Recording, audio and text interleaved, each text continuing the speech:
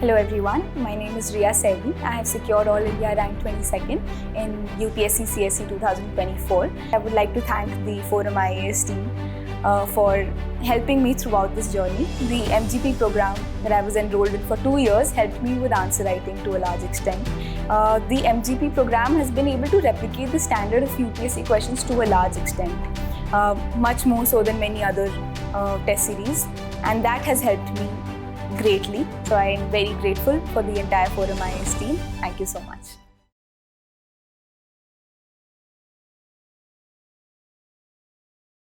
Ladies and gentlemen, we have Miss Riya Saini with us. Secured rank 22 in this year's UPSC examination, ForumIAS. All of us, we are very, very proud of you. Welcome. Thank you so much, ma'am. Thanks for having me. This is wonderful. What an achievement. Thank you so much. Sure. What I want to know is, why don't you tell us something about your background, your education, your family, things like that? I'm an engineer by education. I pursued my engineering from JP Institute of Information Technology, Noida, in electronics and communication engineering. Since then, I have been preparing for UPSC. My father is an officer in military engineer service. My mother is a homemaker, and my brother is currently in 12th, and he's preparing sadly for his competitive examinations as well. Is he under a lot of pressure? No, he doesn't take pressure. That is one thing I like about him. Oh, that's wonderful. Lovely. That's a very good sisterly thing that you're doing. Very proud. Okay. So tell me, when did you decide to prepare for civil services? I think it was around the fag end of my college. Honestly speaking, it wasn't a childhood dream. I decided in the 4th year of my college, and post that I did not sit for any college placements. I took a year drop and sat for the first exam after that. But unfortunately, it's not been a first stroke luck thing for you, has it? Yes. It has taken you multiple attempts. Yeah, this is my 3rd attempt. In my first attempt, I couldn't qualify prelims. In my 2nd attempt, I got my name in the reserve list and I was allocated to the IRTS. And in the 3rd attempt, finally, I have made it. And how have you made it? My God, what a rank. Acha, what I see is that there are a lot of people in this list who are improving their rank. A lot of us are thinking it may have something to do with the difficulty level of the exam increasing. What is your take on it? I think more than difficulty level of the exam increasing, I think it's the kind of strategy that the people who are improving their ranks in multiple attempts, this kind of strategy that they are following. There is something that distinguishes them maybe from others who are studying but are not able to make it. And I think is not being misguided to a large extent. Sticking to the basics, sticking to the basic resources, just practicing answer writing and not being misguided into multiple other paths. Because it is in this era of information overload, I think that is a very possible outcome. Oh, how true you are. Will you please tell me the book list for the students for the last time, please? What is the book for polity? Polity, Lakshmikant, that's all. What are the other books that we have to read? Spectrum, I refer to, for modern Indian history, I refer to Spectrum. Some people do refer to Bipin Chandra, but I stuck to Spectrum. For geography, the basic NCERTs from 9th to 12th, but I did not find them sufficient. They are very necessary but not sufficient according to me. I also refer to PMF IAS notes. They are freely available online if I'm not wrong. For economy, I refer to Mrunal sir's notes. That is all I did for economy. And for science and tech and for environment, I did read all the current affairs magazines and the other coaching material. And I had also enrolled for Shivan sir's course for a brief period of time. Those were my basic resources. Right. So what you're telling me is that you can patchwork your way through the syllabus if you know the sources. Yes, exactly. Okay. So what about answer writing though? Answer writing, I think one mistake that most people do tend to commit when it comes to answer writing is jumping right into it before they've even completed the syllabus. But even if you've completed one subject, I think you should wait till you at least have completed one entire iteration of the syllabus, because there's a lot of connection that is involved when it comes to answer writing among different subjects. So once complete the syllabus once, then start referring to PYQs, and the model PYQs are available in multiple sources. And then you can take a test series, refer to any of the model answers and practice answers. And it will be good if you can afford a test series, then it will be good if you do practice your answers along with that as well. So test series and the test series evaluation, you think you can self-evaluate or you need someone else's eyes to go through your answers? I think once you have ample experience, one can self-evaluate to an extent. People do peer evaluation. But definitely a third eye would be crucial, if not crucial, would be helpful because they also evaluate to a certain extent the way UPSC is evaluating in a generalist way. Sometimes we tend to be very specific while we are evaluating, but mostly the examiners in UPSC tend to look at the generalist things. So I think evaluation, if we can refer to a third party, then I think it will be a good step. Fair. I ask because you've been enrolled in MGP for 2 years. Yeah. Consistently, year on year. So you do like evaluation. Yes, sir. But is it to do with the type of question also? Yes, it has to do with the type of questions actually, because MGP, I think to the credit of your team, I feel that they have been able to a large extent, replicate the standard of UPSC to a very large extent. So that gives you an insight as to how much you have to write and how to structure the particular answer. So I think the type of questions also is a great source. Yeah. Great. Acha, what type of notes did you make? Digital or paper? Because you're an engineer. Yeah. That's why I ask. Actually, I made online notes. There were two to three reasons, because firstly, it's easier. Secondly, my handwriting is extremely pathetic. So if I do make notes, I'm unable to read them after that, and I'm not willing to read them after that. So I do make online notes, and my notes are very crisp, almost. I just refer to the keywords in general, except for ethics where my notes became very extensive. But I refer mostly to the keywords only. For example, if I'm making notes on polity, I won't write the entire thing. I'll just write articles, Supreme Court cases with respect to it, any quote that I might have read, or any example that I might have read. That is it. Those are my notes. So you refer to the books, you used a bunch of sources for your value addition. Yeah. Yes. And what sort of sources are there for value addition? Because basic sources are common for everyone. How does one do value addition? I think for different subjects, there are different sources. Firstly, I think ForumIAS model answers were very helpful. Apart from that, ma'am, I think anything that I read in the newspaper, if I do think that it is worth mentioning in my GS paper, maybe data points or any good examples, I just jot them down so that I can use them later on. So when you're reading newspapers every day, I suppose that's where the utility of digital notes is very important, so that you can control F your way through it. Okay. Amongst GS, which subject did you think was the most challenging for you? GS1 was the most challenging and still remains to be.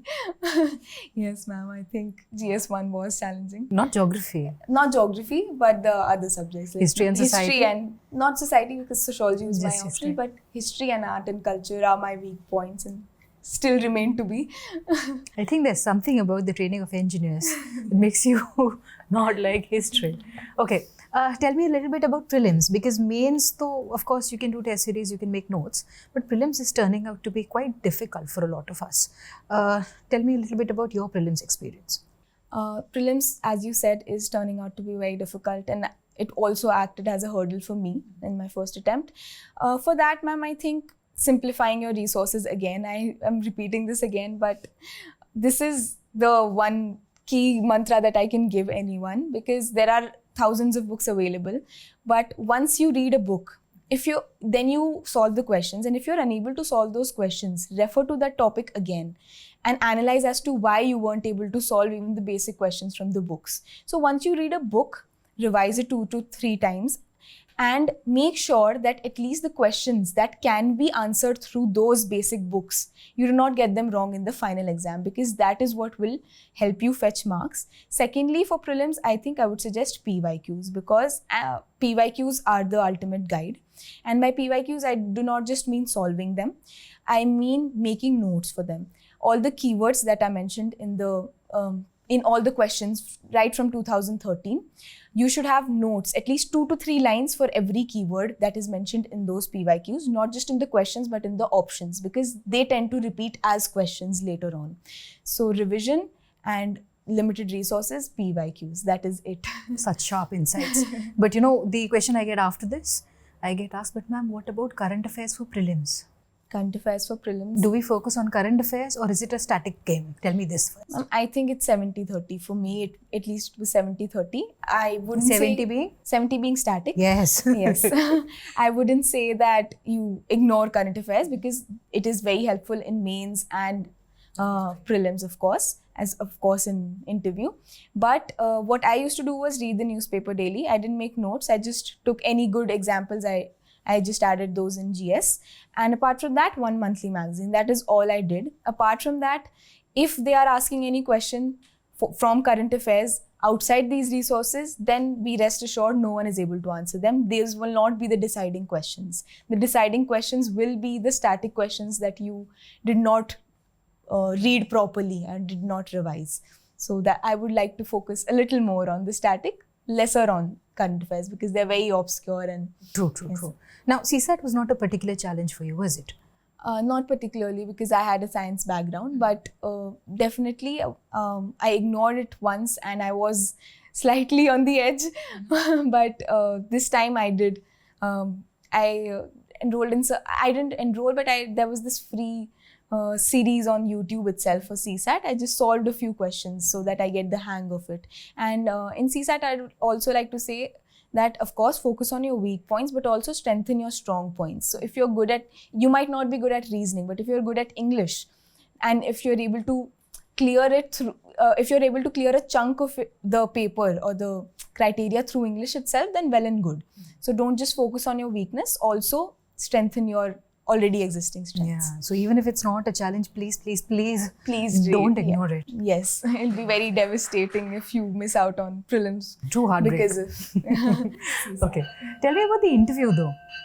What was your experience like? How does one prepare, and does it really feel as if you're under the scanner, or is it more cordial? To be very honest, I felt more under the scanner when I was giving mock interviews, because they were being recorded rather than the final interview. And I think there are a few mock interviews that I've seen wherein people are grilling the other person, but at least in my experience, that is not something that I experienced at all. The board was cordial. They were solemn, of course. There was no laughing around or such, but they were very cordial. They are there to assess your personality rather than the fact that you've mugged up. They know that that has been assessed through prelims and mains. They're able to...